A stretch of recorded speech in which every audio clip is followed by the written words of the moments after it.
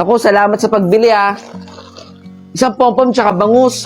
Boy, tignan mo si De La Cruz. Panay-panay na naman ang tinda dito. Sige, kahit mamaya na yung bayad. Baka mahuli pa kasi tayo ni Mami. Ito sa'yo, oh. Wala talaga. Mahirap na tao talaga yan si De La Cruz, no? Ay, nako. Mamaya na lang. Andiyan na si Ma'am. Baka mahuli tayo. Ewan ko ba dyan? Ano ba ang trip niyan sa buhay? Mamaya, pagtripan natin.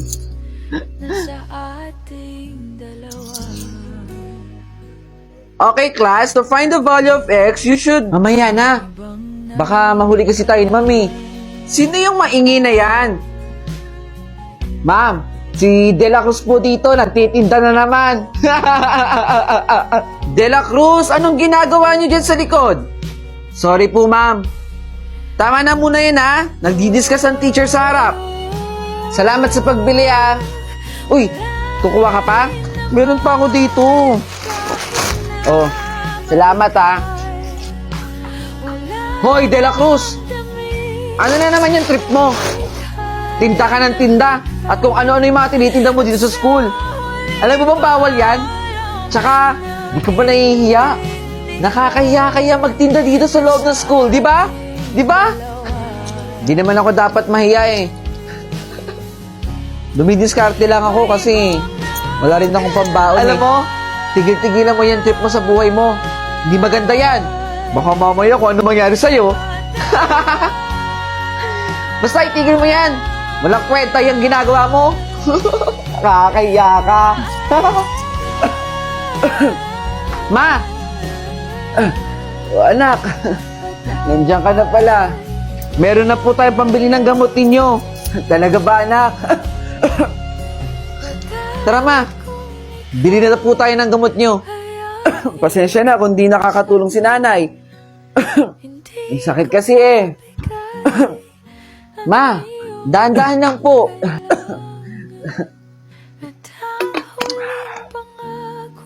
Si De La Cruz ba yun? Kasama niya ba yung nanay niya? Ibig sabihin, may sakit yung nanay niya? Tsaka kaya siya nagtitinda kasi para tulungan yung nanay niyang may sakit.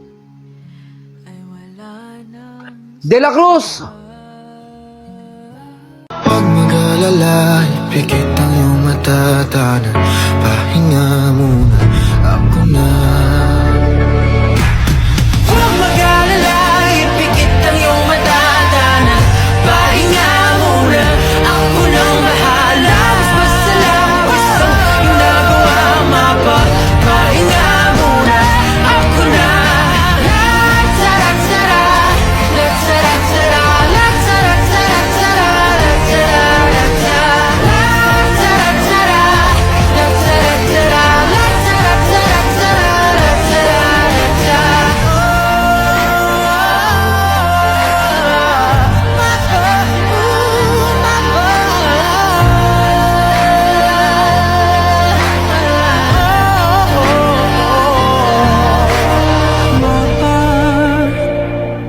Pahinga muna. Uy, narinig mo na ba yung kwento nila tungkol sa'yo? Wala akong pake. Paniwalaan nila yung gusto nilang paniwalaan. Tama nga naman. Ops! Shaman po dyan, Shaman. Usog-usog na lang para magkasya po. Sakay na po, sakay na po, sakay na. O, yung mga estudyante po dyan, may discount, pati mga senior citizen. Usog-usog na lang po para magkasya po tayo dyan. O, ano anak? Ayos ka lang ba dyan? Opo, tay. Ayos lang po ako. Babiyahe tayo, iikot pa. Baka mapagod ka, ha? Hindi po. O, sige. Diyan ka muna.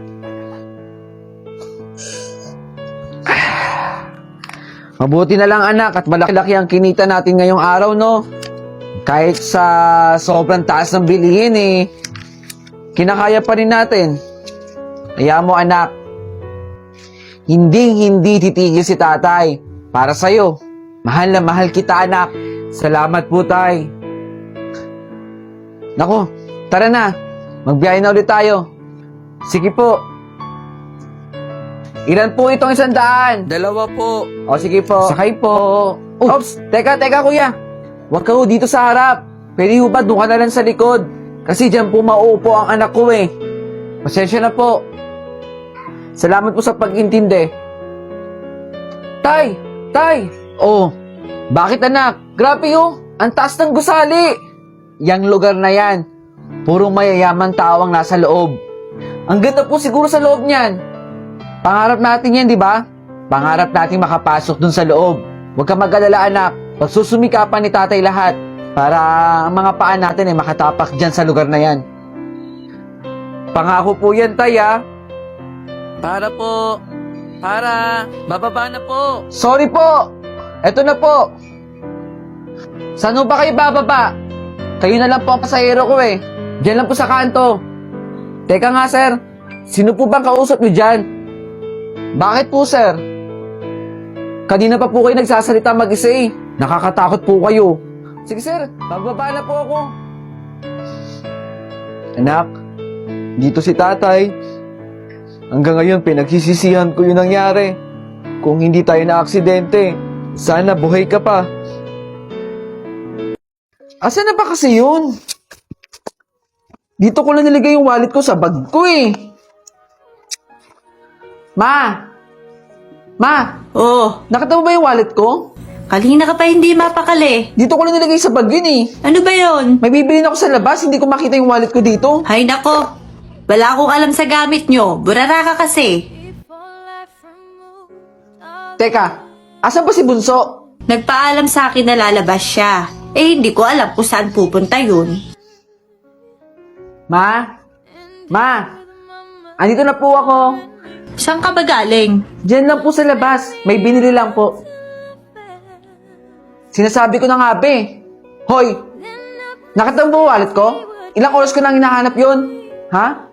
Hindi ko alam kuya kung saan nakalagay yung wallet mo. Eh saan mo kinuha yung pambili mo dyan? Eh di yung ipon ko. Yung mga natitira sa baon ko. Ipon? Eh wala kang halos natitira sa'yo? Kasasabi mo lang ng isang araw? Kuya, porke ba may nawawala at may bago akong biling gamit? Ako agad pagbibintangan mo? Siguraduhin mo lang ha.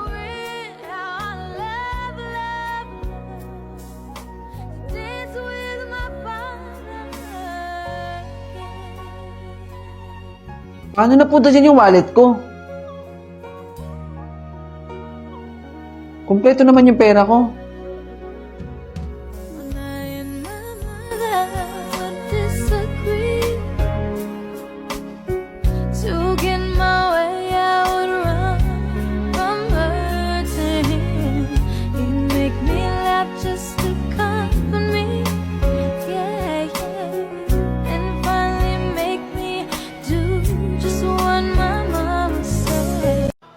Anak, kinabi ka na naman.